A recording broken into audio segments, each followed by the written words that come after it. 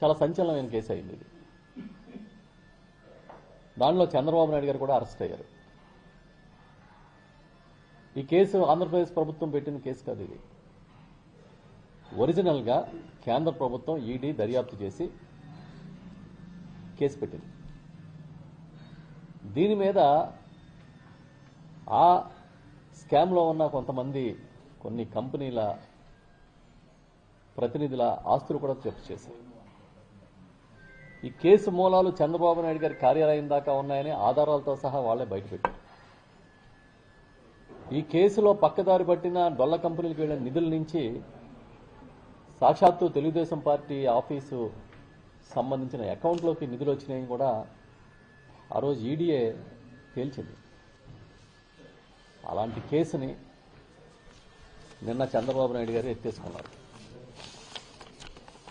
ఆయనే నిందితుడు, ఆయనే న్యాయవాది, ఆయనే తీర్పులు ఇచ్చుకునే న్యాయమూర్తి, ఆయనే ముఖ్యమంత్రి అన్నట్టుగా అన్నీ ఆయనే. ఆయన మీద ఉన్న కేసుల్ని ఆయనే ఎత్తేసుకోవడం అనేది ప్రజాస్వామ్యాన్నే ప్రశ్నార్థకంగా మార్చేసింది.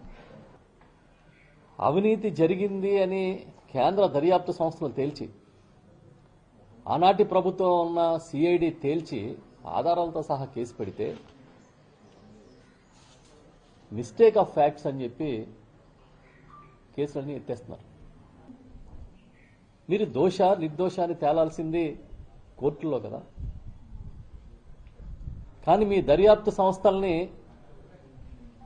మీ ఇంట్లో మీ వ్యక్తిగత సంస్థలుగా మార్చేసి కావలసినట్టుగా రికార్డులు రూపొందించుకొని సుప్రీంకోర్టులో కూడా వాదనలు జరుగుతున్న కేసుని, ఇవాళ స్కిల్ స్కామ్ కేసుని మీరు ఎత్తేసుకోవడం అనేది ప్రజానీకానికి చాలా ఆశ్చర్యంగా ఉంది.